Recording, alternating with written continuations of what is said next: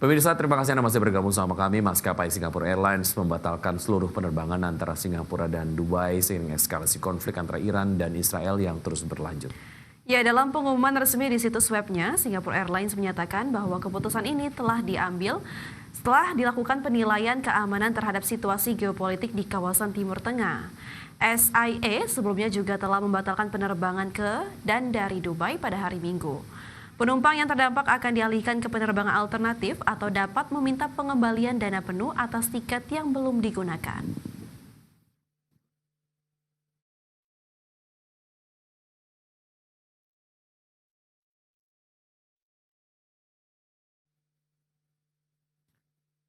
Perusahaan agritech asal Selandia Baru bernama Halter resmi menyandang status unicorn setelah berhasil meraih pendanaan seri D sebesar 100 juta dolar Amerika Serikat atau setara dengan 1,6 triliun rupiah. Valuasi terakhir startup ini mencapai 1 miliar dolar Amerika Serikat atau sekitar 16 triliun rupiah. Halter resmi menyandang status unicorn setelah berhasil meraih pendanaan seri D sebesar 100 juta dolar Amerika atau setara 1,6 triliun rupiah. Halter mengembangkan ekosistem perangkat ternak modern, mulai dari smart collars yang dipasang di sapi hingga menaruh konektivitas dan aplikasi seluler. Sistem ini memungkinkan peternak untuk memindahkan, memantau, dan mengatur kandang melalui palang virtual serta sinyal suara dan getaran otomatis. Teknologi unggulan Halter diharapkan mengatasi masalah kekurangan tenaga kerja peternakan, terutama di Amerika Serikat yang menghadapi tren petani lanjut usia. Dikonfirmasi bekerja sama dengan sekitar 150 peternak di 18 negara bagian Amerika Serikat, solusi ini memungkinkan efisiensi operasional dan penghematan tenaga langsung di lapangan.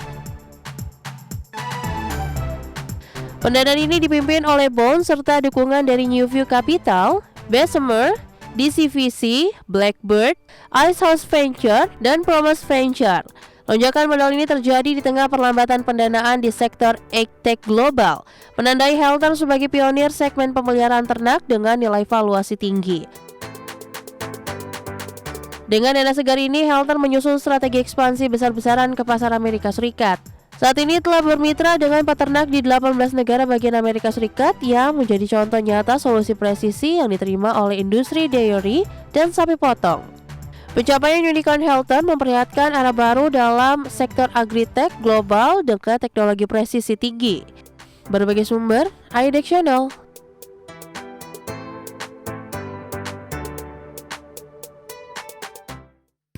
Bugatti resmi memperkenalkan Tourbillon Hypercar Plug-in Hybrid, penerus Siren yang menjanjikan performa ekstrim dan desain futuristik. Mobil ini dibekali mesin V16 naturally aspirated 8,3 liter dan 3 motor listrik yang menghasilkan total tenaga hingga 1.800 PS. Bugatti resmi memperkenalkan Tourbillon Hypercar Plug-in Hybrid penerus Chiron yang menjanjikan performa ekstrim dan desain futuristik.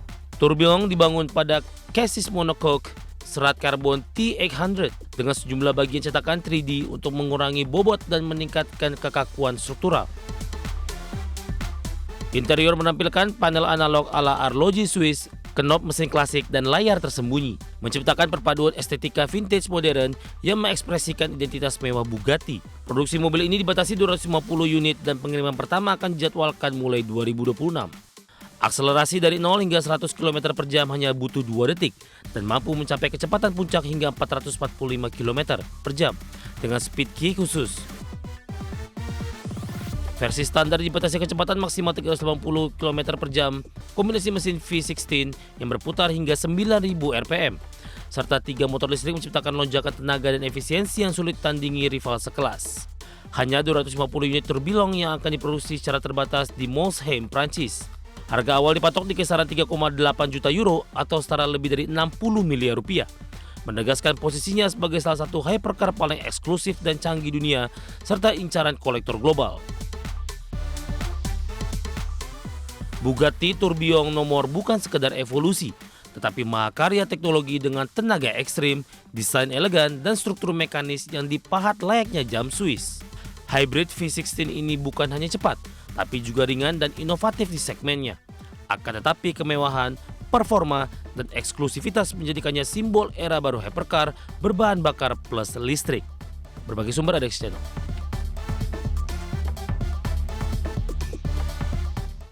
Perusahaan induk mobil listrik Neta Zhejiang Hozon New Energy Automobile resmi digugat pilot di pengadilan China dan proses pilot diajukan kreditur akibat gagal bayar biaya promosi dan pameran global. Perusahaan induk Neta Auto Hozon New Energy kini tengah menghadapi krisis keuangan serius dan resmi menjalani proses pilot di China. Gugatan ini diajukan oleh kreditur bernama Shanghai Yuxing Advertising sejak bulan lalu. Sejumlah dealer Neta di Shanghai juga dilaporkan sudah mulai tutup operasional. Media Cina menyebut Hozon tengah menjalani restrukturisasi resmi yang dipimpin pengadilan dengan menunjuk administrator khusus. Langkah ini disebut sebagai upaya penyelamatan agar bisa tarik investor baru dan rombak manajemen. Namun kabar di Thailand justru menunjukkan pemutusan kerja dan kerugian pemasukan akibat macetnya pendanaan. Beban utang Hozon disebut mencapai hampir 10 miliar yuan atau sekitar 22,7 triliun rupiah, di mana upaya sebelumnya untuk mengubah utang menjadi ekuitas belum menunjukkan hasil signifikan. Adapun jika gagal memenuhi ketentuan subsidi pemerintah, Neta bisa diminta mengembalikan dana bantuan seperti yang disampaikan pejabat Thailand. Berbagai sumber IDX Channel. Perusahaan induk dari Philips Hue, Signify, mengumumkan mulai 1 Juli 2025, harga produk smart lighting dan keamanan Philips Hue akan naik di Amerika Serikat. Kenaikan ini ditempuh sebagai akibat langsung dari tarif impor barang dari China setinggi 125% oleh pemerintah Amerika Serikat.